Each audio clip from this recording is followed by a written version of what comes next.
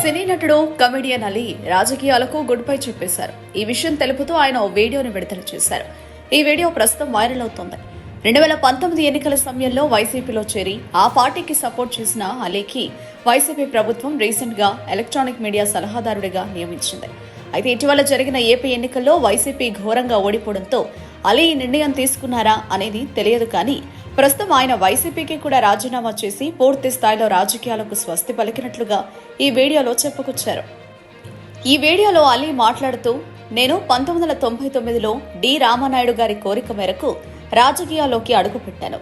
Child artist నుంచి ఆర్టిస్టుగా నాకు ఆయన ప్రేమ ఖైదీ చిత్రంతో గుర్తింపునిచ్చారు.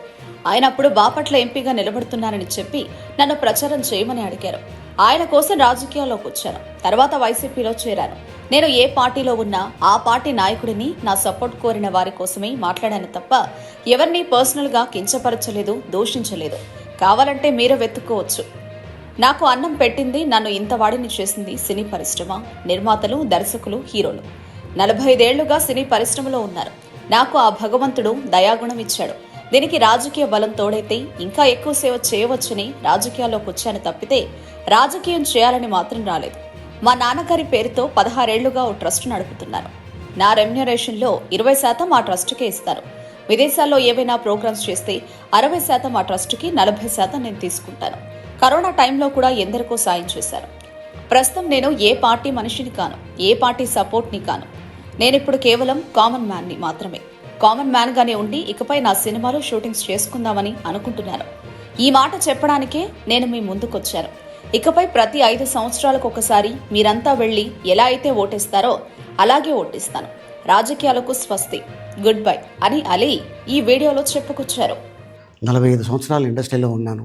దాదాపు 1200 సినిమాలు పైచిలకు యాక్ట్ చేయడం జరిగింది. 6 భాషల్లో యాక్ట్ చేయడం జరిగింది. ఓకే, నేను దయాగుణం ఉంది, భగవంతుడు ఇచ్చాడు కాబట్టి నాకు రాజకీయం తోడైతే కొద్దిగా 10 మందికి నేను సహాయపడగలను అనే ఉద్దేశంతో రాజకీయాల్లోకి వచ్చాను తప్ప రాజకీయాలు చేయాలని రాజకీయాల్లోకి రాలేదు. ఇండస్ట్రీ నాకు ఇంత మంచి లైఫ్ ఇచ్చింది, నేనేం చేస్తే బాగుంటుంది అని నలుగురిని చూసి నేను ఒక ట్రస్ట్ పెట్టుకున్నాను మా నాన్నగారి పేరున. దాదాపు 16 సంవత్సరాలు అవుతుంది నేను ట్రస్ట్ పెట్టుకొని. ఏ రోజు కూడా, ఈవెన్ దో కోవిడ్లో కూడా ప్రతి నెల వాళ్ళకి 1000 రూపాయలు నేను సాయం చేసేవాడిని. కోవిడ్లో కూడా ఆపకుండా అలా కంటిన్యూగా సాయం చేస్తూనే ఉన్నాను. చాలామందిని నా కుటుంబంలో అవ్వచ్చు, బయట వాళ్ళు అవ్వచ్చు, చుట్టాల్లో అవ్వచ్చు, చాలామందికి చదివించాను నేను. అండ్ అలాగే మా తల్లిదండ్రులు నాకు ఇచ్చిన ఆ ఒక గుణం అది అందరితో పంచుకోవాలని చెప్పి ఉద్దేశంతో నేను ట్రస్ట్ కూడా పెట్టుకున్నాను. నా ఇన్కంలో దాదాపు 20% నేను ట్రస్ట్కి ఇవ్వటం జరుగుతుంది. గతంలో కూడా చెప్పా, ఫారిన్ కంట్రీస్లో ఏదైనా ఈవెంట్స్ చేస్తే దాంట్లో నుంచి 60% ట్రస్ట్కి వెళ్ళి 40% నేను తీసుకునేవాడిని.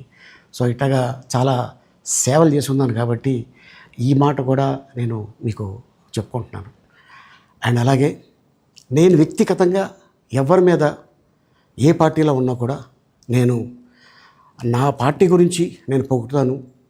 అక్కడ ఉన్న వ్యక్తి ఎమ్మెల్యే క్యాండిడేట్ గురించి నేను పొగుడుతాను, నా నాయకుడిని నేను పొగుడుతాను తప్ప ఎప్పుడు ఎవరిని కూడా ఒక మాట అంటాం కానీ, వాళ్ళ లైఫ్ గురించి కానీ, వాళ్ళ పర్సనల్ లైఫ్ గురించి కానీ ఎప్పుడు కూడా ఏ వేదిక మీద కూడా మీరు వెతికినా కూడా దొరకదు.